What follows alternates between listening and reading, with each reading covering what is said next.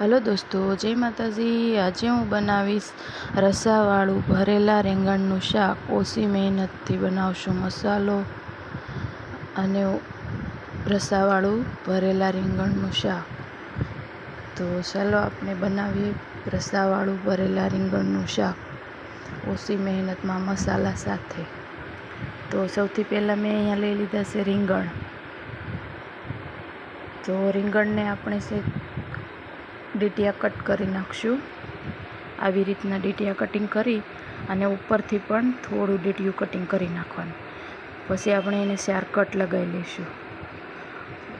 અંદરથી જોવાનું આપણું રીંગણું ખરાબ નથી ને, પછી એને આપણે નાખી દઈશું પાણીમાં।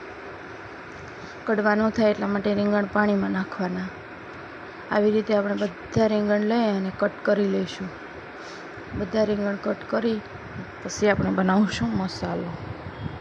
તો તમે જો રીંગણ આ રીતના જ લેવાના, લાંબા અને પતલા, બહુ મોટા નહીં લેવાના, સડવામાં મસાલો નીકળી જાય। આપણે એકદમ મસાલો ભરેલો અને રસાવાળું શાક બનાવવાનું છે। આવી રીતે ધોઈ અને મસ્ત કરી લઈશું આપણે રીંગણ। બધા રીંગણ અંદરથી ધોઈ નાખશું અને હવે આપણે કરી લઈશું મસાલો। તો મસાલાને આપણે સિંગદાણા લીધા છે થોડા, એને આપણે ખારણીમાં ખાંડી નાખશું। ખારણીમાં ખાંડી અને આપણે ઝાઝો મસાલો નથી બનાવવાનો અહીંયા, કેમ કે રીંગણમાં ભરાય એટલો જ મસાલો બનાવવાનો છે।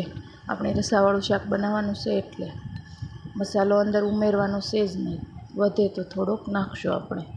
હવે માંડવી આપણી સિંગદાણા ખંડાઈ ગયા છે। હવે આપણે એને મસાલો તૈયાર કરી લઈશું।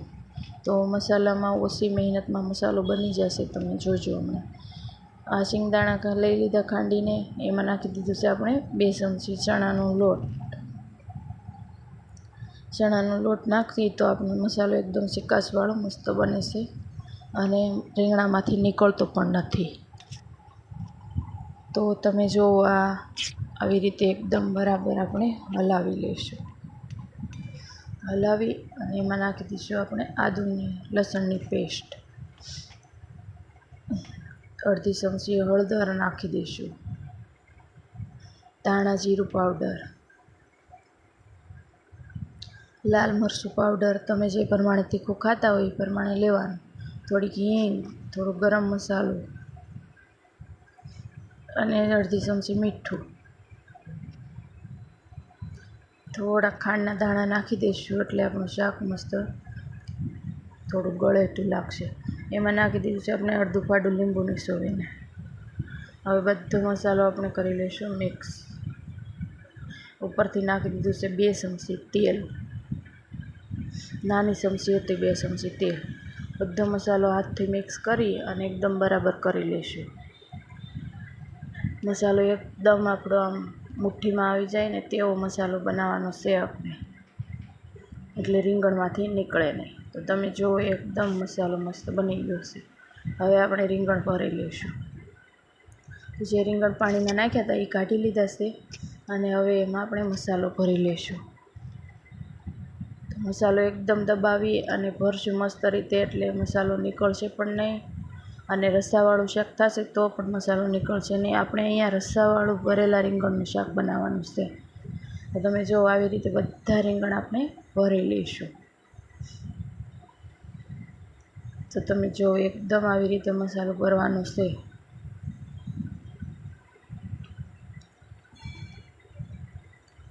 આવી રીતે મસાલો ભરવાથી મસાલો દબાવીને ભરીએ તો નીકળે નહીં। જો તમે આટલો મસાલો વધ્યો છે મારે, બધા રીંગણ ભરીને તૈયાર થઈ ગયા છે। હવે આપણે લઈ લઈશું કુકર। એમાં નાખી દઈશું આપણે 2 ચમચી તેલ।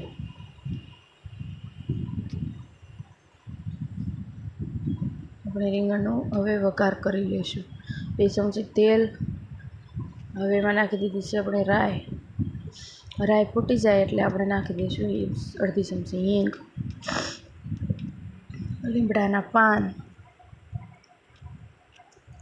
અને હવે આપણે એક નાનું સાઈઝનું ટમેટું કાપીને લઈ લીધું છે।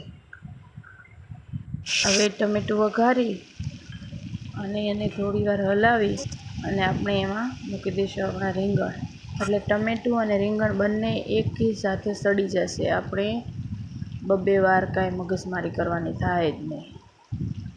ટમેટું સડી જાય આપણું અને રીંગણ પણ મસ્ત તેલમાં કડક થઈ જશે.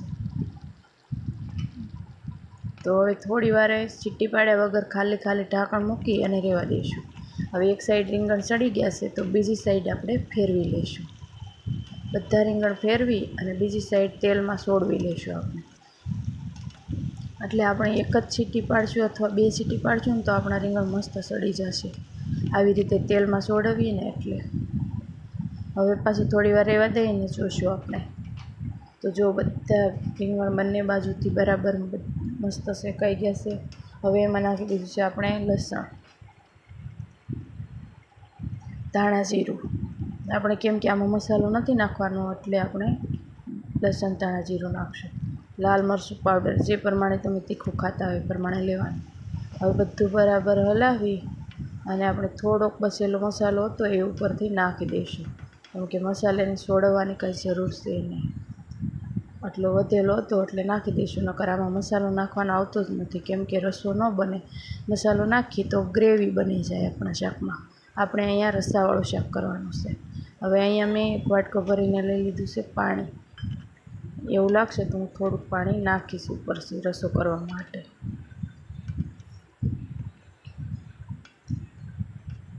પણ જરૂર નહીં પડે પાણી નાખવાની. હવે ઉપરથી નાખી દીધું છે આપણે મીઠું થોડુંક, અને સ્વાદ આપવા માટે થોડીક ખાંડ નાખી દઈશું.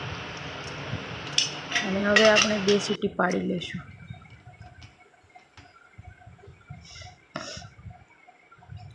અને 2 સીટી પડી જાય ત્યાં સુધી આપણે રહેવા દીધું. હવે જોઈ લઈએ આપણે.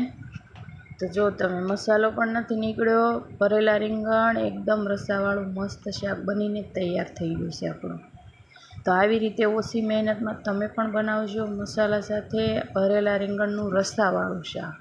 ઉપરથી નાખી દીધા છે આપણે થોડાક ધાણા. તો જો કેટલું મસ્ત શાક બનીને તૈયાર થઈ ગયું છે, રસાવાળું ભરેલા રીંગણનું શાક.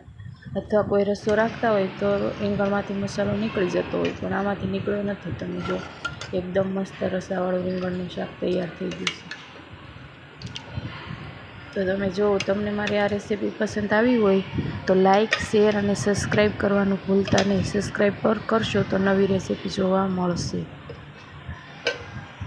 જો એકદમ મસ્ત ભરેલા રીંગણનું રસાવાળું શાક ઓછી મહેનતમાં બનીને તૈયાર છે. તો મળીએ નેક્સ્ટ વિડીયોમાં. જય માતાજી.